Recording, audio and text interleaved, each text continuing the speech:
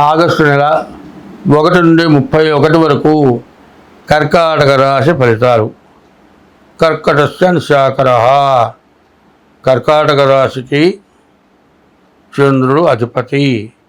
ఈ కర్కాటక రాశి చాలా బాగుంది. కర్కాటక రాశిలో గురువు ఏకాదశిలో ఉన్నాడు. శుక్రుడు ఒకడు బాగున్నాడు. గురు శుక్రుడు తప్పితే మిగతా గ్రహాలు ఏవి కూడా బాగాలేవు. అందువలన ఈ రాశి కూడా చాలా క్రిటికల్గా ఉంది, చాలా ఇబ్బందికరంగా ఉంది అని చెప్పాలి. గురువు బాగుండటం వల్ల మీ మాట సాగుతుంది. శుక్రుడు వల్ల మీ కార్యక్రమాలన్నీ జరుగుతాయి. కానీ విద్యార్థులకి విద్య దగ్గర సమస్య, వ్యాపారస్తులకి వ్యాపారాల దగ్గర సమస్య, మరి విదేశాలకు వెళ్ళే వాళ్ళకి పాస్పోర్టు రాకపోవచ్చు. తర్వాత రాహు వల్ల మీకు రావాల్సిన డబ్బులు రాక ఇబ్బంది జరుగుతుంది. కేతు వల్ల అనవసరమైన సమస్యలు గొడవలు రావడానికి అవకాశం ఉంది. ఈ రాశి వాళ్ళకి 2 గ్రహాలు, గురువు శుక్రుడు తప్పితే ఏ గ్రహము బాగాలేదు. కాబట్టి ఈ రాశి వాళ్ళు మరి శని అష్టమంలో ఉన్నాడు. కర్కాటక రాశికి శని అష్టమంలో వక్రించి ఉండటం కూడా చాలా ఇబ్బందికరం. 2 రకాల సమస్యలు ఉన్నాయి. ఈ 2 రకాల సమస్యలు కొంత మేలు చేస్తాడు, కొంత కీడు చేస్తాడు. ఏమవుతుందంటే రావాల్సిన డబ్బులు చేతికి రావు, మీ డబ్బులే మీకు రావు. మీ ఇంట్లో ఉన్న డబ్బులు కంటికి కనపడవు. ఇంట్లో డబ్బులు పోయినాయి అంటే పోలేదు, ఇంట్లో డబ్బులు ఇంట్లోనే ఉంటాయి. నీ అవసరానికి డబ్బులు దొరకవు. ఈ డబ్బులు కనపడకపోయేప్పటికి ఏమవుతుంది, ఇంట్లో వాళ్ళు ఎవరన్నా గాజేశారేమో అనుమానం, కానీ ఎవరు గాజేయలేదు. కానీ ఈ డబ్బులు దొరక్కపోవటం వల్ల విపరీతమైన చికాకు, ఇంట్లో వాళ్ళని ఎవరిని నమ్మకపోవటం, ప్రతి వాళ్ళని అనుమానించడం, తగాదాలు పెట్టుకోవటం, చికాకు పడటం, మరి బాగా మనస్సు మరి సరిగ్గా లేక పిచ్చివాళ్ళలాగా ప్రవర్తించడం, మరి ఏం చేయాలన్నా కూడా తోచక పిచ్చివాళ్ళలాగా తయారవటం, ఇటువంటి సమస్యలు. తర్వాత మీ అవసరానికి తగినటువంటి డబ్బులు దొరక్కపోవటం, వేళకి తిండి ఉన్నా కూడా తినలేకపోవటం, మనశ్శాంతి లేకపోవటం, ఇవన్నీ కూడా ఈ రాశి వాళ్ళకి చాలా కష్టతరంగా ఉంది. కాబట్టి ఈ రాశి వాళ్ళు ఎంత జాగ్రత్త పడాలి అంటే చెప్పటానికి వీలు లేనటువంటి పరిస్థితులు కనపడుతూ ఉన్నాయి. అయితే ఈ రాశికి ఒక విశేషత ఉంది. ఈ కర్కాటక రాశికి చంద్రుడు అధిపతి కాబట్టి పూర్వజన్మలో ఎంతో పుణ్యం చేసుకొని పుట్టారు. కాబట్టి మిమ్మల్ని ఏమీ చేయలేవు. ఎందుకంటే ఇత్తడి బెందే ఉందండి, దానికి బంగారపు నీరు ఊరించేటట్లయితే చిలువ ఏమైనా పడుతుందా? చిలువ పట్టదు. ఇత్తడి బెందికి బంగారపు నీరు ఊదారు, కొన్నాళ్ళ పాటు మాత్రం చిలువ పట్టదు. ఎందుకంటే బంగారపు నీరు ఊదినటువంటి పుణ్యం. అంటే చంద్రుడు అంత బలవంతుడు, అంత బాగా ఉపయోగపడేవాడు కర్కాటక రాశికి.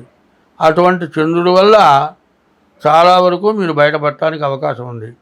ఈ రాశి వాళ్ళకి ద్వాదశాస్తమ జన్మస్థం శని అంగారకో గురుహో కుర్వంతి ప్రాణ సందేహం స్థానచలనం ధనక్షయం అని ఈ విధంగా ఉంది.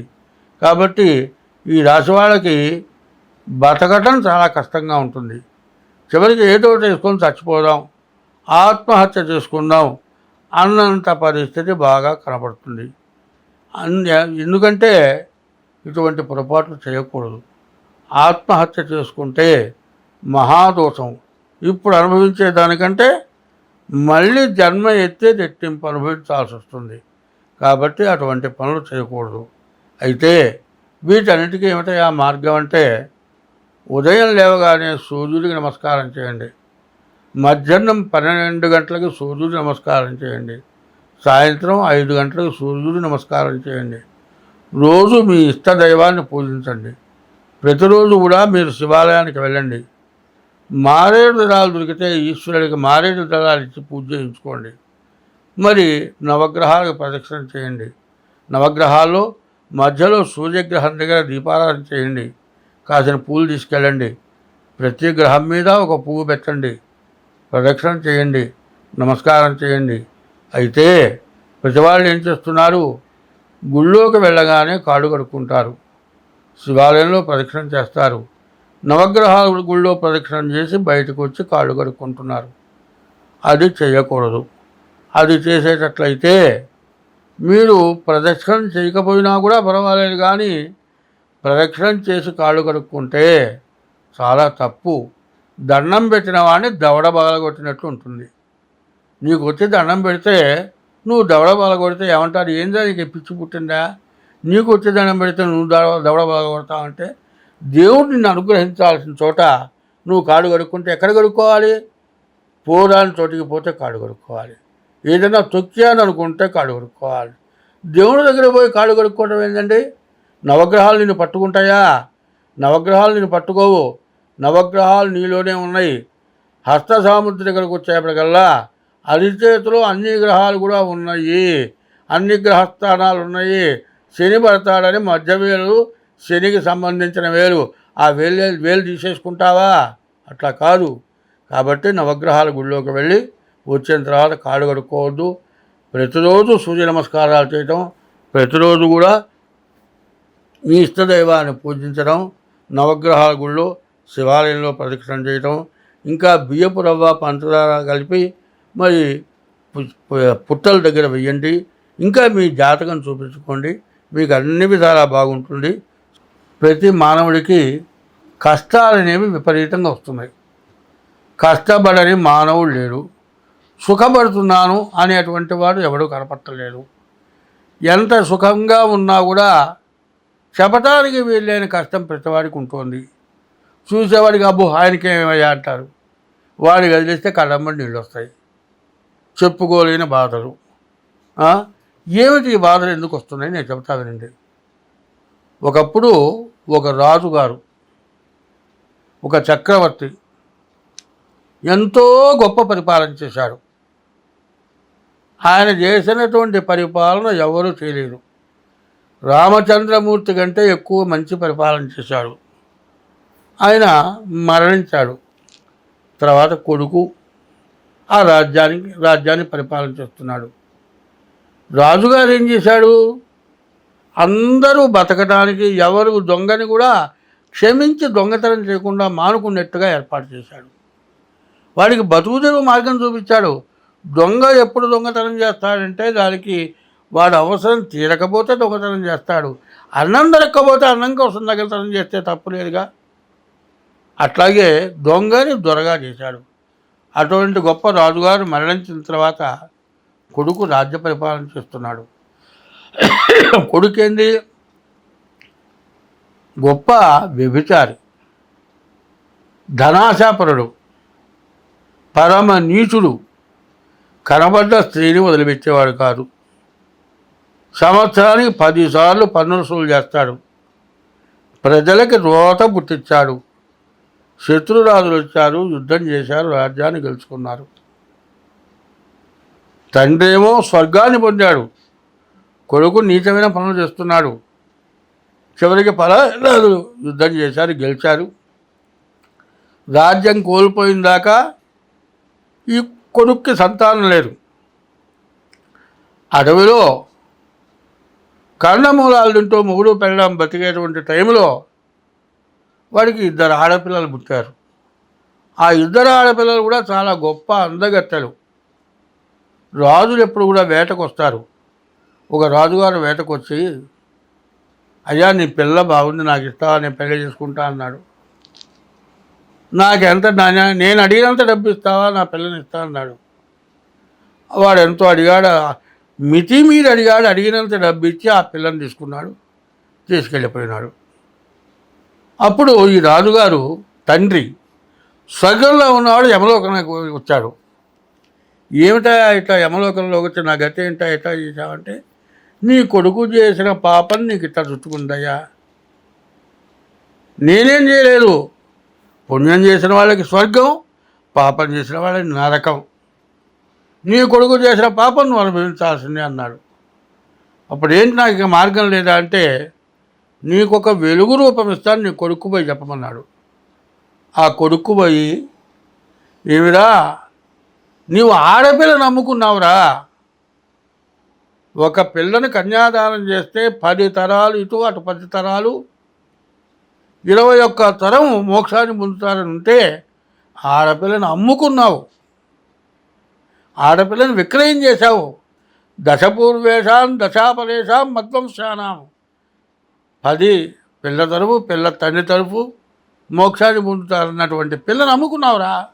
అందుకు నాకే కర్మ పెట్టిందిరా, నన్ను స్వర్గానికి పంపించరా అని అడిగితే రెండో పిల్లకి కన్యాదానం చేసి వివాహం చేస్తే ఆ రాజుగారు మోక్షానికి పోయినాడు. అది ఒక పెద్ద పాపం. 2, ఇవాళ తల్లిదండ్రులకు అన్నం పెట్టటంలే. ఎందుకయ్యా అంటే విదేశాల్లో ఉంటేనేమో చూడటానికి వాళ్ళకి అవకాశం లేదు. స్వదేశంలో ఉన్న వాళ్ళకి పుట్టిన పిల్లని యూకేజీలో పెడితే యూకేజీలో చేరిస్తే 60,000 70,000. వీళ్ళ సంపాదన వీళ్ళ పిల్లల్ని చదివించడానికి చాలక మేము అన్నం పోతున్నాం అంటున్నారు. మరి మిమ్మల్ని ఎట్టా పెంచితే మీరు పెళ్లి చేసుకొని పిల్లల్ని కన్నారు, మీరు తల్లిదండ్రులకు అన్నం పెట్టలే. అదొక పెద్ద పాపం. మరి తల్లిదండ్రులని ఇబ్బంది పెట్టడం, భార్యని ఇబ్బంది పెట్టడం, భార్య తరఫు వాళ్ళని ఇబ్బంది పెట్టడం, వాడు ఏమీ చాలేదని వేధించడం, ఆడ మనిషిని కొట్టడం చాలా దోషం. స్త్రీ హింస, శిశు హింస చాలా దోషం. భ్రూణ హింస, గర్భిణీలు తీసేయడం ఒక దోషం. గర్భవతి అయినటువంటి స్త్రీని కాలుతో తంతే గర్భస్రావం జరిగితే అది పెద్ద దోషం. ఇటువంటి తెలియని దోషాలు, తెలియకుండా చేస్తున్న దోషాలు అనేకం ఉన్నాయి. మన హిందూ ధర్మంలో ఏం చెప్పారు? అందరూ దైవస్వరూపులే, జీవాత్మ పరమాత్మ అన్నారు. ప్రతి జీవరాశిలో పరమాత్మ ఉన్నాడు.